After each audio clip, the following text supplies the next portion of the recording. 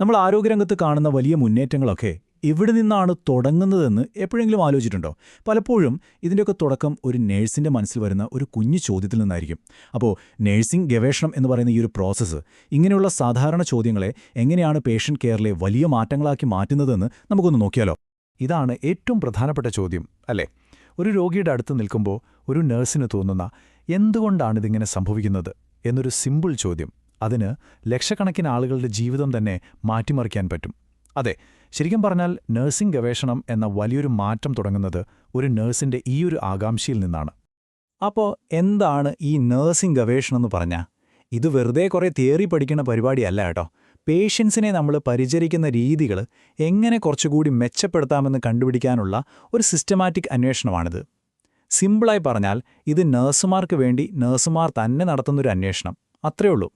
ഈ അന്വേഷണത്തിൻ്റെയൊക്കെ എഞ്ചിൻ എന്ന് പറയുന്നത് ശാസ്ത്രീയ രീതിയാണ്. അതായത് ഒരു പക്ഷേ ഇങ്ങനെ ചെയ്താൽ നന്നായിരിക്കും എന്നൊരു ഊഹത്തിൽ കാര്യങ്ങൾ ചെയ്യുന്നതിനു പകരം ഇതാണ് ഏറ്റവും ബെസ്റ്റ് വഴി എന്ന് തെളിവുകളോടെ ഉറപ്പിച്ചു പറയാൻ നമ്മളെ സഹായിക്കുന്നൊരു രീതി. ഇതിനെ നഴ്സിംഗ് ഗവേഷണത്തിൻ്റെ ഒരു റോഡ് മാപ്പായിട്ട് തന്നെ നമുക്ക് കാണാം. ഒരു ചോദ്യത്തിൽ നിന്ന് തുടങ്ങി തെളിവുകളുള്ള ഒരു ഉത്തരത്തിലേക്ക് എത്താൻ 5 സ്റ്റെപ്പുകളുണ്ട്. ആദ്യം ഒരു ഐഡിയ ഉണ്ടാക്കുന്നു, പിന്നെ അത് എങ്ങനെ ചെയ്യണമെന്ന് പ്ലാൻ ചെയ്യുന്നു, ഡേറ്റ കളക്ട് ചെയ്യുന്നു, അത് അനലൈസ് ചെയ്യുന്നു, അവസാനം കിട്ടിയ അറിവ് എല്ലാവരിലേക്കും എത്തിക്കുന്നു. ശരി, നമുക്കിതിലെ ഓരോ സ്റ്റെപ്പായിട്ട് ഒന്ന് വിശദമായി നോക്കാം. ഓക്കെ, അപ്പോൾ ഒന്നാമത്തെ ഘട്ടം. ഇതിനെ നമുക്കൊരു വീട് വെക്കുന്നതിന് മുൻപ് ഒരു ബ്ലൂ പ്രിൻ്റ് ഉണ്ടാക്കുന്നതുമായിട്ട് കണക്ട് ചെയ്യാം. ഇവിടെയാണ് നമ്മൾ ശരിക്കിരുന്ന് ആലോചിക്കുന്നത്, ഐഡിയകളൊക്കെ ഉണ്ടാക്കുന്നത്. സത്യം പറഞ്ഞാൽ നമ്മുടെ മുഴുവൻ റിസർച്ചിൻ്റെയും ഫൗണ്ടേഷൻ ഇതാണ്. ഇവിടെയാണ് നഴ്സിംഗ് ഗവേഷണത്തിന് ഒരു ട്വിസ്റ്റ് വരുന്നത്. നോക്കൂ, ഒരു മരുന്ന് നമ്മുടെ ശരീരത്തിൽ എങ്ങനെയാണ് പ്രവർത്തിക്കുന്നത് എന്ന് പഠിക്കുന്നത് മെഡിക്കൽ റിസർച്ചാണ്. പക്ഷേ ആ മരുന്ന് കഴിക്കുന്ന ഒരു രോഗിക്ക് വേദനയുണ്ടാവും, ടെൻഷനുണ്ടാവും. അതൊക്കെ എങ്ങനെ കുറയ്ക്കാമെന്ന് ചിന്തിക്കുന്നിടത്താണ് നഴ്സിംഗ് ഗവേഷണം വരുന്നത്. അതായത് ഫോക്കസ് എപ്പോഴും രോഗിയുടെ എക്സ്പീരിയൻസിലാണ്. ഇനി രണ്ടാമത്തെ ഘട്ടം. ഇതിന് നമുക്ക് ഒരു പാചകക്കുറിപ്പ് തയ്യാറാക്കുന്നതിനോട് ഉപമിക്കാം. അതായത് നമ്മുടെ പഠനത്തിന് ഏത് രീതിയാണ് ഉപയോഗിക്കേണ്ടത്, ആരെയൊക്കെയാണ് ഇതിൽ പങ്കെടുപ്പിക്കേണ്ടത്, ഇങ്ങനെയുള്ള കാര്യങ്ങളെല്ലാം തീരുമാനിക്കുന്നത് ഇവിടെയാണ്. ഈ സ്റ്റെപ്പ് പാളിപ്പോയാൽ അവസാനം കിട്ടുന്ന റിസൾട്ട് വിശ്വസിക്കാൻ കൊള്ളില്ല. അപ്പോൾ പ്രധാനമായും 2 വഴികളാണുള്ളത്. ഒന്ന് ക്വാണ്ടിറ്റേറ്റീവ്. ഇത് നമ്പേഴ്സിൻ്റെ കളിയാണ്. ഉദാഹരണത്തിന്, പുതിയൊരു മരുന്ന് കൊടുത്തപ്പോൾ എത്ര ശതമാനം ആളുകൾക്ക് അസുഖം കുറഞ്ഞു എന്ന് നോക്കുന്നത്. രണ്ടാമത്തേത് ക്വാളിറ്റേറ്റീവ്. ഇത് അനുഭവങ്ങളെക്കുറിച്ചാണ്. അതായത് ആ അസുഖം വന്നപ്പോൾ അവർക്ക് ശരിക്കും എന്താണ് ഫീൽ ചെയ്തത് എന്ന് മനസ്സിലാക്കാൻ ശ്രമിക്കുന്നത്. 2 വഴികളും അതിൻ്റേതായ രീതിയിൽ വളരെ ഇമ്പോർട്ടൻ്റ് ആണ്. നഴ്സിംഗ് ഗവേഷണത്തിലൊരു ഗോൾഡൻ റൂളുണ്ട്. എന്തു തന്നെ സംഭവിച്ചാലും പേഷ്യന്റിന് ഒരു ദോഷവും വരരുത്. ഇതുറപ്പാക്കാനാണ് ഇൻസ്റ്റിറ്റ്യൂഷണൽ റിവ്യൂ ബോർഡ് അല്ലെങ്കിൽ IRB ഉള്ളത്. ഏതൊരു പഠനം തുടങ്ങുന്നതിനു മുൻപും ഈ എക്സ്പെർട്ട് ടീം അത് വിശദമായി പരിശോധിക്കും. അവരുടെ ഒരൊറ്റ ലക്ഷ്യമേയുള്ളൂ: പേഷ്യൻസിന്റെ അവകാശങ്ങളും സുരക്ഷയും ഉറപ്പുവരുത്തുക. ശരി, പ്ലാനിംഗ് ഒക്കെ കഴിഞ്ഞു. ഇനി ശരിക്കുള്ള പണി തുടങ്ങാണ്. 3ാമത്തെയും 4ാമത്തെയും ഘട്ടങ്ങൾ. അതായത് ഡേറ്റ കളക്ട് ചെയ്യുക, പിന്നെ ആ ഡേറ്റ നമ്മളോട് എന്താണ് പറയുന്നത് എന്ന് കണ്ടുപിടിക്കുക. ഇവിടെയാണ് നമ്മുടെ കയ്യിലുള്ള വിവരങ്ങൾ കഥകൾ പറഞ്ഞു തുടങ്ങുന്നത്. അപ്പോൾ 3ാം ഘട്ടം, നമ്മളുണ്ടാക്കിയ പ്ലാൻ നടപ്പിലാക്കുന്ന സ്റ്റേജ്. ഗവേഷകർ പേഷ്യൻസുമായി സംസാരിക്കും, സർവേ ഫോമുകൾ കൊടുക്കും, BP, ഷുഗർ ലെവൽ പോലുള്ള കാര്യങ്ങൾ അളക്കും, അല്ലെങ്കിൽ പഴയ ഹെൽത്ത് റെക്കോർഡ്സൊക്കെ എടുത്ത് പരിശോധിക്കും. ഇവിടെ കിട്ടുന്ന ഓരോ ചെറിയ ഇൻഫോർമേഷനും ഭയങ്കര വിലപ്പെട്ടതാണ്. പക്ഷേ ഇവിടെ ഒരു വലിയ വെല്ലുവിളിയുണ്ട്. അതാണ് കൺസിസ്റ്റൻസി അഥവാ സ്ഥിരത. ഒരു ഉദാഹരണം പറയാം. ഒരു ഓട്ട മത്സരത്തിൽ ഓരോരുത്തരുടെയും സമയം അളക്കാൻ നമ്മൾ വേറെ സ്റ്റോപ്പ് വാച്ച് ഉപയോഗിച്ചാൽ ആ റിസൾട്ട് ശരിയാവോ? ഇല്ലല്ലോ. അതുപോലെ തന്നെയാണ് ഇതും. എല്ലാ പേഷ്യൻസിന്റെ കയ്യിൽ നിന്നും ഒരേ രീതിയിൽ തന്നെ ഡാറ്റ കളക്ട് ചെയ്യണം. ഇല്ലെങ്കിൽ നമ്മുടെ ഫൈനൽ റിസൾട്ട് തെറ്റിപ്പോകാൻ ചാൻസുണ്ട്. ഡേറ്റയൊക്കെ കിട്ടിക്കഴിഞ്ഞാൽ അടുത്ത പണി അതിനകത്ത് ഒളിഞ്ഞിരിക്കുന്ന പാറ്റേണുകൾ കണ്ടുപിടിക്കുക എന്നതാണ്. ഈ ടേബിളൊന്ന് നോക്കിക്കേ.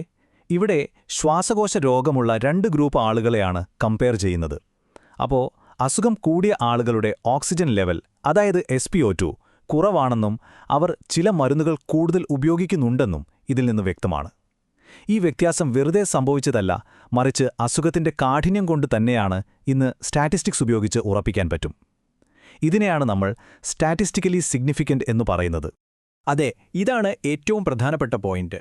നഴ്സിംഗ് ഗവേഷണത്തിൽ നമ്മൾ കാണുന്ന ഓരോ നമ്പറിന് പിന്നിലും ഒരു മനുഷ്യനുണ്ട്, ഒരു ജീവിതമുണ്ട്. അതുകൊണ്ട് ഡേറ്റ അനലൈസ് ചെയ്യുമ്പോൾ അത് ആ പേഷ്യന്റിനെ എങ്ങനെയാണ് ബാധിക്കുന്നത് എന്നതിനാണ് എപ്പോഴും പ്രാധാന്യം കൊടുക്കുന്നത്. ഓക്കെ, നമ്മൾ ഒരുപാട് കഷ്ടപ്പെട്ടൊരു റിസർച്ച് നടത്തി അടിപൊളി റിസൾട്ട് കിട്ടി. എന്നിട്ട് അതൊരു ഫയലിലാക്കി ഈ അലമാരയിൽ വെച്ചാൽ എന്തെങ്കിലും കാര്യമുണ്ടോ? ഒരു കാര്യവുമില്ല. ആ അറിവ് ആർക്കൊക്കെയാണോ ആവശ്യം അവരിലേക്ക് എത്തണം. അതാണ് അവസാനത്തെ, ഒരുപക്ഷെ ഏറ്റവും പ്രധാനപ്പെട്ട സ്റ്റെപ്പ്, ഡിസെമിനേഷൻ, അതായത് അറിവ് പങ്കുവെക്കൽ. ഈ അറിവ് ഷെയർ ചെയ്യാൻ ഒരുപാട് വഴികളുണ്ട്. സയന്റിഫിക് ജേർണലുകളിൽ ആർട്ടിക്കിളായിട്ട് പബ്ലിഷ് ചെയ്യാം. അപ്പോൾ ലോകത്ത് എവിടെയുമുള്ളവർക്ക് അത് വായിക്കാൻ പറ്റും. അല്ലെങ്കിൽ വലിയ കോൺഫറൻസുകളിൽ പോയി പ്രസന്റ് ചെയ്യാം. അപ്പോൾ മറ്റു നഴ്സുമാരുമായിട്ടൊക്കെ നേരിട്ട് സംസാരിക്കാനും നമ്മുടെ ഐഡിയാസ് പങ്കുവെക്കാനും ഒക്കെ ഒരു അവസരം കിട്ടും.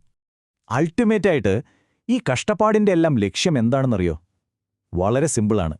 ഏതെങ്കിലും ഒരു ഹോസ്പിറ്റല് നൈറ്റ് ഷിഫ്റ്റിൽ ജോലി ചെയ്യുന്ന ഒരു നേഴ്സിന് അവരുടെ ജോലി കുറച്ചുകൂടി നന്നായി ചെയ്യാൻ സഹായിക്കുക.